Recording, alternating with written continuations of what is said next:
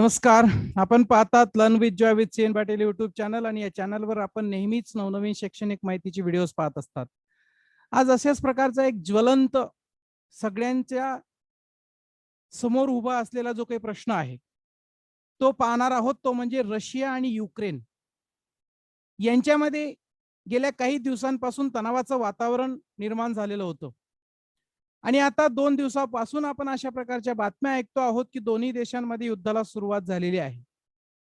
परंतु दोन्ही देशांमध्ये युद्ध सुरू होण्यासाठीचं नेमकं कारण काय किंवा त्यांच्यामध्ये तणाव निर्माण होण्यासाठीचं कारण कोणतं, या बाबतीतली माहिती आपण आजच्या या व्हिडिओमधून मिळवणार आहोत. तत्पूर्वी जर समजा तुम्ही या चॅनलवर नवीन असाल आणि अद्याप या चॅनलला सबस्क्राईब केलं नसेल तर चॅनलला सबस्क्राईब करायला विसरू नका, म्हणजे तुम्हाला अशाच प्रकारच्या नवनवीन माहितीचे नोटिफिकेशन्स हे प्राप्त होत जातील.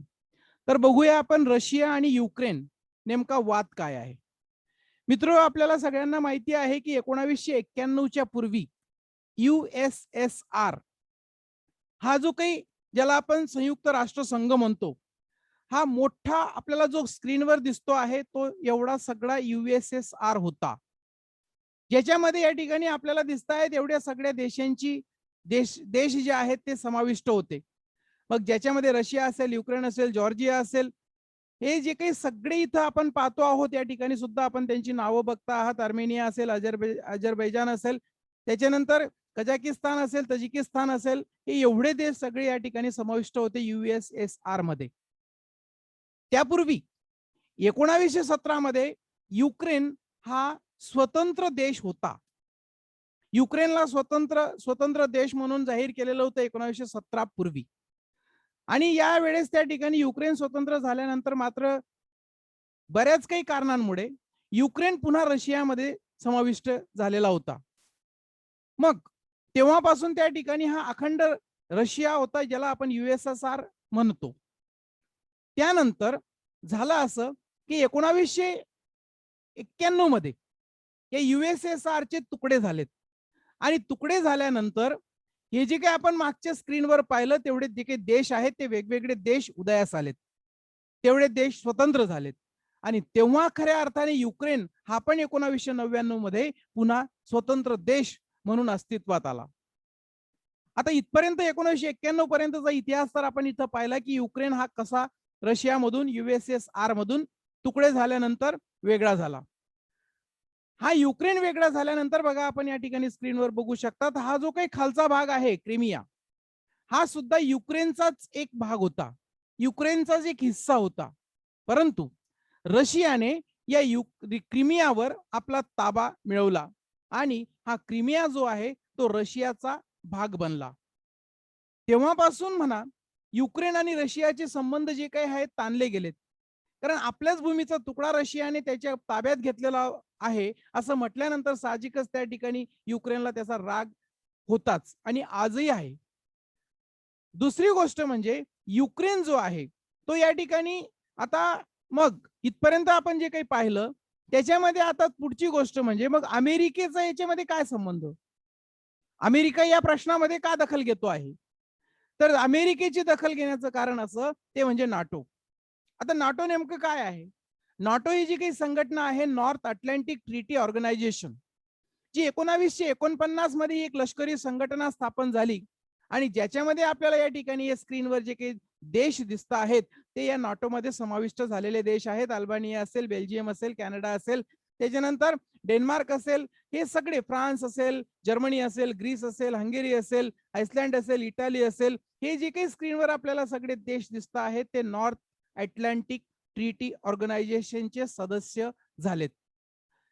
या लष्करी संघटनेला स्थापन करण्यामागचा उद्देश असा होता की जर समजा या देशांपैकी नाटो मध्ये असलेल्या समाविष्ट असलेल्या देशांपैकी कुठल्याही देशावर जर समजा जगातल्या कोणी हल्ला केला तर तो युनायटेड स्टेट्स म्हणजे अमेरिकेवर झालेला हल्ला समजावा आणि त्या हल्ला करणाऱ्या देशाच्या विरुद्ध सगळ्यांनी एकत्र येऊन हल्ला करावा, आक्रमण करावं.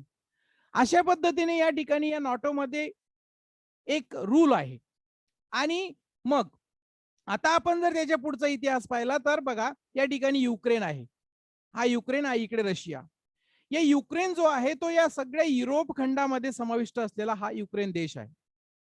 आणि म्हणून या युरोपमधील हे जे काही सगळे आजूबाजूचे देश आहेत हे सगळे नाटोमध्ये समाविष्ट असलेले देश आहेत, युक्रेनला सोडून.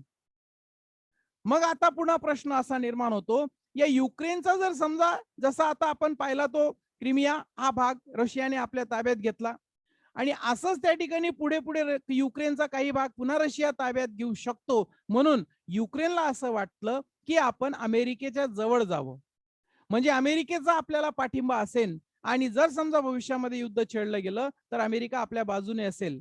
आणि म्हणून युक्रेनला असं वाटतं आहे की आपण नाटो संघटनेमध्ये सहभागी व्हावं आणि अमेरिकेलाही असं वाटतं आहे की युक्रेनला आपण नाटोमध्ये सहभागी करून घ्यावं, नाटोमध्ये त्याला सदस्य देश म्हणून युक्रेनला आपण स्थान द्यावं. युक्रेनलाही ते वाटतं आहे आणि अमेरिकेला ते वाटतं. अमेरिकेला ते वाटण्याचं कारण का, तर त्याच्यामध्ये आपण पुढचा अजून इतिहास बघूया. या बघा या ठिकाणी युक्रेनमध्ये असंख्य अशा प्रकारचे गॅसचे खनिज संपत्ती आहे, खनिज साठे आहेत आणि या युक्रेनमधून ते पुढे त्या ठिकाणी ही सगळी पाईपलाईन जी आहे ती युरोप खंडामध्ये जाते. रशियामध्ये सुद्धा आहेत, युक्रेनमध्ये भरपूर प्रमाणात आहेत आणि ही पाईपलाईन पुढे युरोप खंडामध्ये जाते.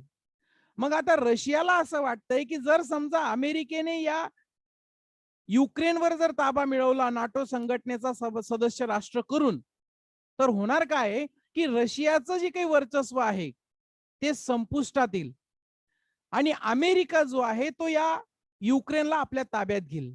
कारण नाटोचं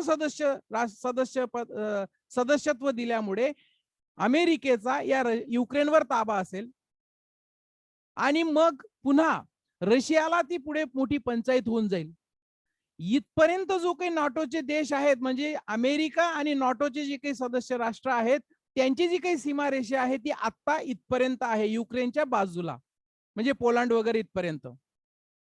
परंतु जर समजा युक्रेनला नाटोचा सदस्य केला तर अमेरिका आणि नाटोचे जे काही देश आहेत ते रशियाच्या जवळ येऊन पोहोचतील, रशियाच्या सीमेपर्यंत येऊन पोहोचतील. आणि पूर्वीपासूनच आपण पाहतो आहोत जसं त्या ठिकाणी दोघही देशांमध्ये शीत युद्ध सुरू होतं, दोन गट झालेले होते आणि या दोन गटांमध्ये रशिया आणि अमेरिका या दोन महासत्ता उदयास आलेल्या होत्या. मग या दोन महासत्ता उदयास आल्यानंतर आज आपण पाहतो आहोत जर समजा अमेरिकेने यालाही आपला सदस्य राष्ट्र करून घेतलं तर आज इथपासून म्हणजे पोलंड पासून तर रशियापर्यंतची जी काही सीमारेषेची लांबी आहे ती कमी होईल आणि ती कमी होऊन अगदी 600 किलोमीटरच्या अंतरावर रशियाची बाउंड्री या नाटो देशांच्या सोबत म्हणजे जवळ येऊन ठेपेल. आणि म्हणून अमेरिकेला वाटतं आहे की युक्रेन नाटोच्या सदस्य राष्ट्रामध्ये समाविष्ट व्हावा आणि रशियाला वाटतंय की नाटोमध्ये युक्रेन समाविष्ट होऊ नये. आता बघा या ठिकाणी आपण स्क्रीनवर पाहता ते सगळे जी काही ब्ल्यू आहेत ती सगळी नाटोची राष्ट्र आहेत, नाटोचे मेंबर आहेत, नाटोचे सदस्य राष्ट्र आहेत आणि इथपर्यंत त्या ठिकाणी ही सदस्य राष्ट्र येऊन ठेपलेले आहेत. रेड याच्यामध्ये बॉर्डर मध्ये जो दिसतो आहे तो युक्रेन, तो अजून नाटोचा सदस्य नाही, त्याला व्हायचं आहे आणि यांनाही करून घ्यायचंय. कारण यांना त्या ठिकाणी या दोन महासत्ता ज्या आहेत अमेरिका आणि रशिया यांच्यामध्ये अमेरिकेला रशियापर्यंत पोहोचण्याचा मार्ग जो आहे तो सोपा होणार आहे. म्हणून अमेरिकेलाही वाटतंय की याला नाटोमध्ये समाविष्ट करून घ्यावं आणि रशियाला मात्र ते अडचणीचं ठरणार आहे. कारण अमेरिका त्याच्या जवळ येऊन जाईल, अमेरिका या युक्रेनवर आपलं वर्चस्व गाजवेल आणि म्हणून या दोघं मेन मुख्य कारण म्हणजे काय, या दोघं देशांची जी काही शीत युद्ध आहे त्याच्यामध्ये युक्रेन भरडला जातो आहे. आणि अशा परिस्थितीमध्ये बघा आपण या ठिकाणी सॅटेलाइटच्या द्वारे हे चित्र घेतलेलं आहे की रशियाचं जे काही सैन्य आहे ते युक्रेनच्या सीमेवर पोहोचलेलं आहे. त्याच्या बाजूला युक्रेनच्या बाजूला ब्लॅक सी सुद्धा आहे आणि या ब्लॅक सी मध्ये सुद्धा आपलं जे काही सैन्य आहे ते अमेरिकेने म्हणजे नाटो संघटनेने सुद्धा आणि रशियाने सुद्धा तिथपर्यंत पोहोचवलेलं आहे. आता याच्यामध्ये या ठिकाणी आपण पाहू शकतात की कालच त्या ठिकाणी आपण बातम्यांमध्ये पाहिलं हे युक्रेनचं जे काही दोन लुहान्स्क आणि डोन्स्टिक हे जे काही दोन भाग आहेत या दोघांना रशियाने स्वतंत्र राष्ट्र म्हणून घोषित केलं. म्हणजे अशा पद्धतीने आता हे दोन जे काही भाग आहेत त्यांना दोन स्वतंत्र राष्ट्र म्हणून घोषित केल्यानंतर युक्रेन पासून त्यांना वेगळं करण्यामध्ये रशियाने कालपर्यंत यश मिळवलेलं आहे. आता पुढे काय होतं आज जरी पाहिलं तरी सुद्धा रशिया पूर्ण युक्रेनवर त्या ठिकाणी आपला वर्चस्व गाजवू शकतं. कारण युक्रेनची जी काही लष्करी ताकद आहे ती रशियाच्या पुढे खूपच खूपच कमी आहे आणि म्हणून युक्रेनला अमेरिकेच्या मदतीची अपेक्षा आहे. युक्रेनला अजून त्या ठिकाणी जे काही सगळे नाटोचे सदस्य आहेत त्यांच्या मदतीची अपेक्षा आहे आणि अमेरिका ते करत आहे, अमेरिकेला ते करणं भाग आहे. आता पुढचा असा प्रश्न निर्माण होतो की भारताची याच्यामध्ये महत्वाची भूमिका काय आहे? भारताने काय करावं? युक्रेननेही किंवा अमेरिकेनेही भारताकडे मागणी केली आहे युक्रेनच्या बाजूने यावं आणि रशियाने मागणी केलेली आहे की तुम्ही रशियाच्या पाठीशी उभं राहावं. परंतु आता भारत हा द्विधा मनस्थितीमध्ये पडलेला आहे की भारताला इकडे आळ आणि तिकडे भीर. आता त्याचं कारणही तसं आहे, जर समजा भारताने युक्रेन आणि युनायटेड स्टेट्स ऑफ अमेरिका म्हणजे युएसए या दोघांना त्या ठिकाणी पाठिंबा म्हणजे दोघं एकच आहेत.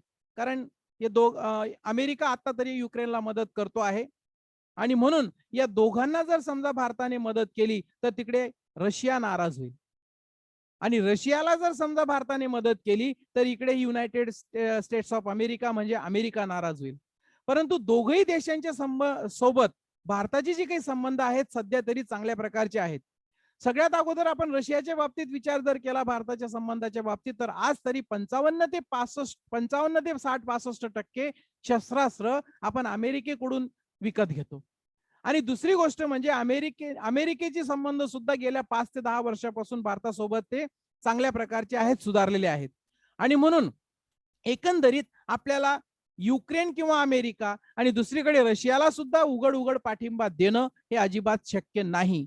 म्हणजे तटस्थ जेव्हा त्या ठिकाणी दोन महासत्ता उदयास आल्या अमेरिका आणि रशिया त्यावेळेस जशी भारताने तटस्थतेची भूमिका घेतली होती तशाच प्रकारची भूमिका भारताला आजही घेणं गरजेचं आहे. कारण इकडे पाहिलं तर आपण जवळपास 20,000 भारतीय युक्रेनमध्ये आहेत, त्याच्यापैकी जवळपास 18,000 भारतीय मुलं हे MBBS म्हणजे डॉक्टर होण्याचं जे काही शिक्षण आहे ते घेण्यासाठी भारतातली जी काही मुलं आहेत ते युक्रेनमध्ये आहेत. त्याच्याच बरोबरीने रशियामध्ये सुद्धा अशा प्रकारची मुलं आहेत आपली.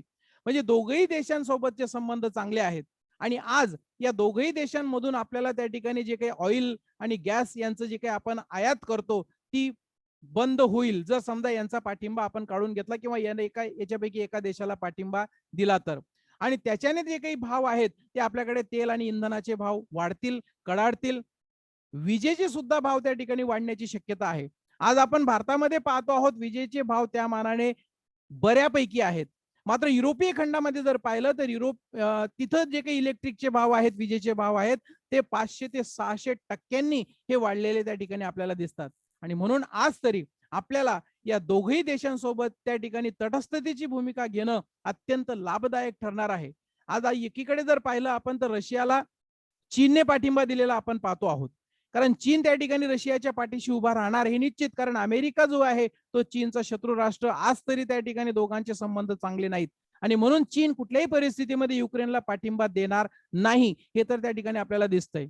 आणि जर समजा आपण अमेरिकेला पाठिंबा दिला तर रशियाकडचे जे काही आपल्याकडे आयात होते एवढ्या मोठ्या प्रमाणात शस्त्रास्त्र आणि इतर सगळ्या गोष्टी ज्या आहेत त्या आयात होणं बंद होईल आणि मग त्यावेळेस आपली परिस्थिती अजून नाजूक होईल. आणि म्हणून आज तरी आपल्याला दोघही राष्ट्रांना समजावणं, दोघही राष्ट्रांचे जे काही प्रश्न आहेत ते समोपचाराने मिटवावेत अशा प्रकारचं त्या ठिकाणी त्यांना मार्गदर्शन करणं, एवढीच त्या ठिकाणी आपल्याला भूमिका घेणं हे क्रमप्राप्त होणार आहे. अशाच पद्धतीने हे युद्ध लवकरात लवकर थांबो असे भारत सरकार त्या ठिकाणी प्रार्थना करताना आपल्याला दिसत आहे. या इथं आपण थांबूया आणि हा युक्रेन आणि रशिया हा जो काही वाद आहे हा आपल्याला समजला असेलच. याही पुढे त्या ठिकाणी अशाच प्रकारच्या नवनवीन व्हिडिओमध्ये आपण अशीच माहिती मिळवणार आहोत. तोपर्यंत थँक्यू. हा व्हिडिओ इतरांना शेअर करा.